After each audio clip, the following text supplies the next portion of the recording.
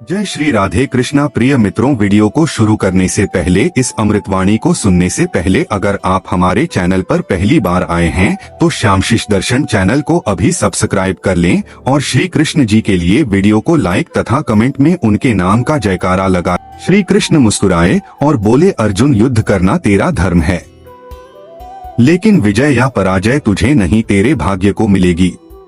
तू तो बस रणभूमि में अपना कर्म कर। इसलिए जीवन में जब भी कुछ खो जाए, जब भी कोई चीज मनचाही होकर भी हाथ से फिसल जाए तो समझ लेना कि वह तुम्हारे नसीब में था ही नहीं। और जब कोई चीज बिना मांगे भी मिल जाए तो जान लेना कि वह तेरे भाग्य का हिस्सा थी। इस संसार में एक भी पत्ता बिना प्रभु की इच्छा के नहीं हिलता। हर घटना, हर संयोग, हर वियोग, हर प्रसन्नता, हर दुख, सब कुछ एक पूर्व निर्धारित योजना का हिस्सा है और इस योजना का रचयिता स्वयं श्री कृष्ण है। बहुत समय पहले की बात है। द्वापर युग अपने अंतिम पड़ाव पर था। चारों ओर कलयुग की आहट सुनाई देने लगी थी। वृंदावन की पवित्र धरा पर एक वृद्ध साधक निवास करता था। उसका नाम था माधवदास। वह श्री कृष्ण का अनन्य भक्त था। उसकी उम्र 80 वर्ष के पार हो चुकी थी। शरीर दुर्बल हो चला था, लेकिन मन में श्री कृष्ण के प्रति प्रेम, भक्ति और विश्वास का ऐसा दीपक जल रहा था जो समय की आंधी भी बुझा नहीं सकी। माधवदास जीवन भर एक ही मंत्र का जाप करता आया था, जो नसीब में है वह जरूर मिलेगा, बाकी प्रभु की लीला है। गांव वाले उसे पागल कहते, कई बार उपहास करते, लेकिन वह ना हिलता ना डगमगाता।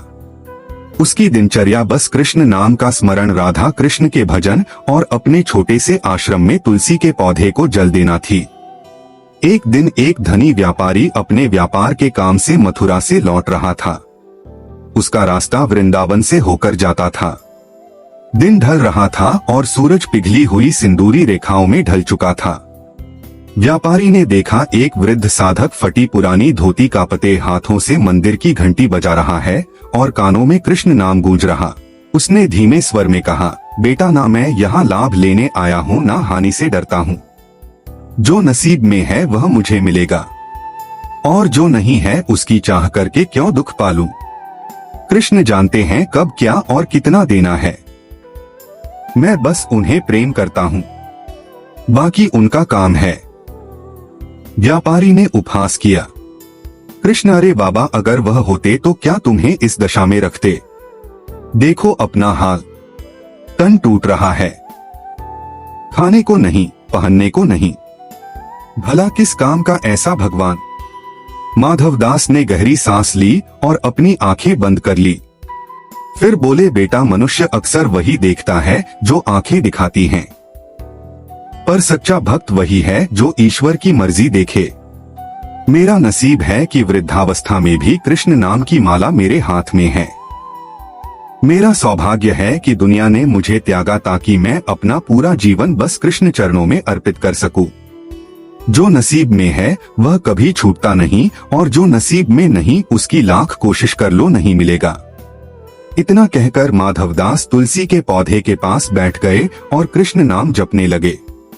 व्यापारी हंसता हुआ आगे बढ़ गया, लेकिन यह बात वहीं खत्म नहीं हुई। रात गहरा चुकी थी। आसमान में चांद की दूधिया रोशनी वृंदावन की पावन भूमि को चूम रही थी। माधवदास ने अपनी झोपड़ी के बाहर तुलसी को जल चढ़ाया और आसमान की ओर देखकर कहा, है नंदलाल, मैं जानता हूँ तू मुझसे प्रेम करता है। तू जानता है मेरे नसीब में क्या है। चाहे दुनिया मुझे भिखारी समझे, लेकिन मैं तो तुझे धन्य मानता हूँ, क्योंकि जिसको तेरा नाम मिला उसे और क्या चाहिए। कृष्ण ने कहा, माधवदास, मैं जानता हूँ तेरा विश्वास अडिग है। जो नसीब में है वही मिलेगा। आज तेरा वक्त आ गया, चल मैं तुझे अपने धाम ले चलता हूँ। माधवदास ने सिर झुका दिया। उसकी आंखों से प्रेमश्रु बहने लगे। उसने कहा, प्रभु, अगर यही आपकी इच्छा तो मैं चलने को तैयार हूँ। सपना टूटने के बाद माधवदास फिर कृष्ण नाम में लीन हो गया। उसी समय अचानक गांव का वही व्यापारी फिर उसी रास्ते से लौट रहा था। उसे भारी प्यास लगी। आश्रम के बाहर माधवदास दिखे। व्यापारी ने कहा, बाबा पानी मिलेगा। माधवदास ने मुस्कुराकर पास की मिट्टी की सुराही से पानी भर कर दिया। व्यापारी ने पानी पिया।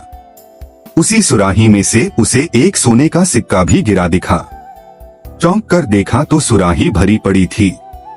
व्यापारी ने आश्चर्य से पूछा, बाबा यह कैसे?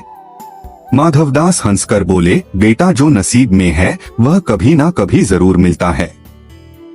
यह सब प्रभु का दिया है, पर मेरा सुख इन सिक्कों में नहीं। मेरा सुख कृष्ण नाम में है।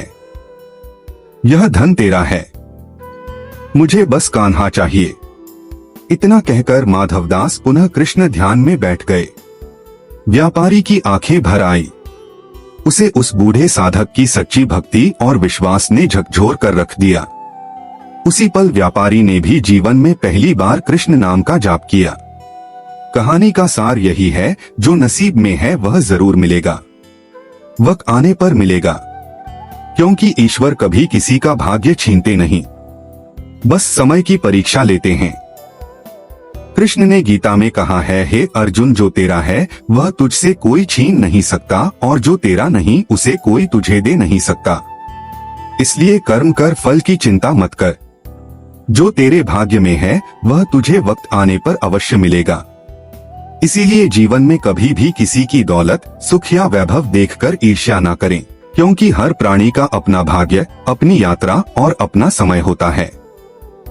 और जो कोई भी इस सत्य को समझ लेता है, जो नसीब में है वही मिलेगा, उसका जीवन सहज, आनंदमय और निश्चिंत हो जाता है। माधवदास की भांति आप भी जीवन की हर परिस्थिति में यह विश्वास रखें, चाहे संकट आए चाहे अवसर, बस कृष्ण नाम जपिए, क्योंकि जो तेरा है वह तुझे मिलेगा। श्री कृष्ण ने गीता में स्पष्ट कहा था, हे अर्जुन मैं हर प्राणी के हृदय में स्थित हूँ और मैं ही उनके कर्मों का फल देने वाला भी हूँ। जब यह स्वयं भगवान कह रहे हैं तो फिर किस बात की चिंता? मनुष्य जब किसी चीज के लिए रात दिन परेशान होता है तब भी जो नसीब में है वही मिलता है, और जब कोई व्यक्ति सब कुछ छोड़कर ईश्वर की शरण में जाता है तब भी वही मिलता है जो भाग्य में लिखा है।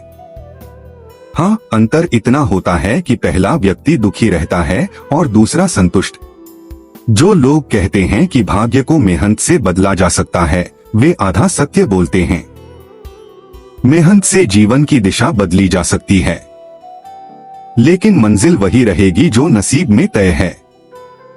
एक बीज चाहे जितनी मिट्टी में, जितने पानी में, कितने ही प्रयासों के बाद लगाया जाए, वह तभी फल देगा जब उसका समय आएगा। और अगर उसका समय नहीं है तो कितना भी खाद पानी दो वह अंकुरित नहीं होगा। ऐसे ही मनुष्य का भाग्य भी समय आने पर ही फलता है। श्री कृष्ण ने जब सुदामा को महल और ऐश्वर्य दिया तब भी यही दिखाया कि वर्षों की गरीबी सहने के बाद भी जब तक भाग्य नहीं जागा सुदामा के पास कुछ नहीं था, और जब प्रभु की कृपा से समय आया तो एक ही दिन में उसकी कुटिया महल में बदल गई। इससे यही सीख मिलती है कि जो नसीब में है वह अपने निश्चित समय पर ही मिलेगा।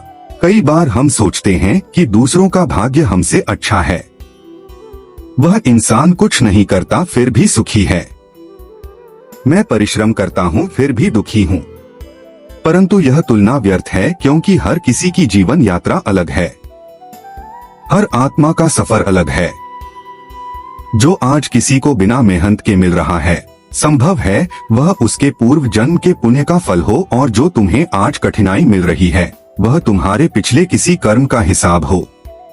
श्री कृष्ण ने भी कहा था, हे अर्जुन प्रत्येक प्राणी अपने पूर्व कर्मों के अनुसार इस जीवन में सुख दुख पाता है, इसलिए कर्म कर पर फल की चिंता मत कर। जब भगवान स्वयं यह सिखा रहे हैं तो हमें भी चाहिए कि हम अपने जीवन की हर परिस्थिति में यही माने कि जो हो रहा है वह मेरे भाग्य और मेरे कर्मों का मेल है। मनुष्य को सबसे बड़ा दुख तब होता है जब वह अपने प्रयासों और अपनी इच्छाओं को ही सब कुछ समझ लेता है। उसे लगता है कि मैं चाहूंगा तो सब मिलेगा, मैं नहीं चाहूंगा तो कुछ नहीं होगा, और जब यह भ्रम टूटता है तब वह दुखी होता है। इसलिए जो संत, जो ज्ञानी, जो भक्त होते हैं वे सदा यही मानते हैं कि जो कुछ मिल रहा है वह मेरे लिए उचित है, और जो नहीं मिल रहा है वह भी मेरे हित में ही है। कृष्ण भक्ति का सार भी यही है, पूर्ण समर्पण। जब तुम श्री कृष्ण के चरणों में अपने भाग्य को सौंप देते हो तो फिर यह प्रश्न ही नहीं उठता कि क्या मिलेगा, कब मिलेगा, कैसे मिलेगा, क्योंकि तब तुम्हारा विश्वास होता है कि प्रभु जो देंगे वही श्रेष्ठ होगा। आज की दुनिया में हर मनुष्य दौड़ रहा है, कोई दौड़ रहा है पैसे के पीछे, कोई पद प्रतिष्ठा के पीछे, कोई रिश्तों के पीछे, कोई नाम के पीछे। रामायण में भी भगवान श्री राम ने कहा था, समय पाए फल होए, अर्थात हर कार्य अपने समय पर ही होता है। जब समय आता है तब वनों में रहने वाले राम भी अयोध्या के राजा बनते हैं, और जब समय नहीं होता तब राजा दशरथ की गोद सूनी हो जाती है। इसलिए जीवन में धैर्य सबसे बड़ा गुण है। कई लोग यह सोचते हैं कि क्या हमारा भाग्य पहले से ही लिखा है। हाँ, यह सत्य है। हर आत्मा अपने पूर्व कर्मों का लेखा जोखा लेकर इस धरती पर आती है। जन्म लेने से पहले ही यह तय होता है कि कौन सा सुख, कौन सा दुख किस समय मिलेगा। हाँ, मनुष्य को कर्म करने की स्वतंत्रता मिली है। वह अपने कर्मों से भविष्य का निर्माण कर सकता है, परंतु इस जीवन का जो भाग्य है वह पूर्व कर्मों का फल है। श्री कृष्ण ने गीता में कहा, हे अर्जुन, इस जीवन में जो तुझे प्राप्त हो रहा है वह तेरे ही कर्मों का फल है। यह अनंत काल से चला आ रहा है। तू जैसा कर्म करेगा वैसा ही फल तुझे मिलेगा। इसलिए वर्तमान को सुंदर बनाओ, अच्छे कर्म करो, दूसरों का भला करो, ईश्वर का ध्यान करो, क्योंकि यही तुम्हारे भविष्य के भाग्य का बीज है। कई बार हम जीवन में कुछ खो बैठते हैं और दुखी हो जाते हैं, परंतु बाद में समझ आता है कि वह तो हमारे भाग्य में था ही नहीं, और यदि रह जाता तो हमारे लिए घातक होता। भगवान वही चीज हमसे दूर करते हैं जो हमें नुकसान दे सकती है। इसलिए कभी भी जीवन की किसी घटना पर धोखा मत करो। सुदामा ने भी श्री कृष्ण से कभी अपनी गरीबी की शिकायत नहीं की। वह हमेशा यही कहते रहे, प्रभु जो तुमने दिया है वही मेरे लिए श्रेष्ठ है। और जब उनका भाग्य जागा तो खुद कृष्ण उनके द्वार आए। यही जीवन का नियम है। जीवन में जब मनुष्य यह समझ लेता है कि जो नसीब में है वही मिलेगा, तब उसके हृदय से व्यर्थ की चिंता समाप्त हो जाती है। तब वह केवल अपने कर्म पर ध्यान देता है और फल को भगवान के ऊपर छोड़ देता है। यही तो गीता का सार है। श्री कृष्ण ने गीता के हर श्लोक में यही संदेश दिया है कि तू अपना कर्तव्य कर और फल की आकांक्षा मत कर, क्योंकि फल देना तो मेरे हाथ में है, और जब फल देने का अधिकार मेरे पास है तो जो तेरे भाग्य में लिखा है वही तुझे मिलेगा। कभी कभी हम किसी चीज के लिए बहुत प्रयास करते हैं, रात दिन एक कर देते हैं, और फिर भी वह चीज नहीं मिलती। उस समय मन में निराशा आना स्वाभाविक है, लेकिन वहीं दूसरी ओर कभी कोई चीज बिना प्रयास के भी मिल जाती है। यह सब भाग्य का खेल है। मनुष्य चाहे जितनी भी योजना बना ले, चाहे जितनी भी चतुराई कर ले, अंत में वही होगा जो भाग्य में पहले से लिखा है। श्री कृष्ण ने अपने जीवन में कई बार यह दिखाया। दुर्योधन ने पूरी योजना बनाकर पांडवों को वनवास भेजा। सोचा कि अब यह दर दर भटकेंगे, परंतु देखिए वही वनवास पांडवों के जीवन का सबसे बड़ा भाग्य बन गया।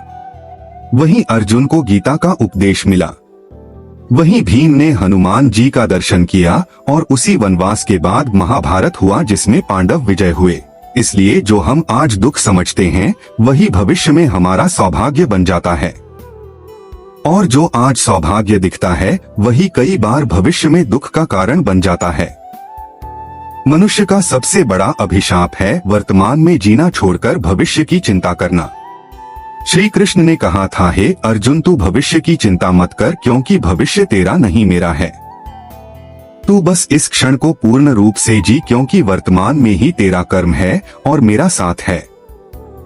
जो लोग यह मान लेते हैं कि जो नसीब में है वही मिलेगा, वे कभी दुखी नहीं होते। वे हर परिस्थिति में प्रसन्न रहते हैं, क्योंकि उन्हें पता होता है कि जो मिला है वह प्रभु की इच्छा है, और जो नहीं मिला वह भी उनके भले के लिए ही नहीं मिला। ऐसे व्यक्ति जीवन में कभी हारते नहीं, क्योंकि वे जानते हैं कि इस संसार में कुछ भी स्थायी नहीं है। सुख दुख हानि लाभ जय पराजय सब आता जाता रहता है। मित्रों, आज के लिए बस इतना ही। मिलते किसी न्यू वीडियो के साथ, तब तक अपना ख्याल रखना, स्वच्छ रहना। जय श्री कृष्ण, राधे राधे।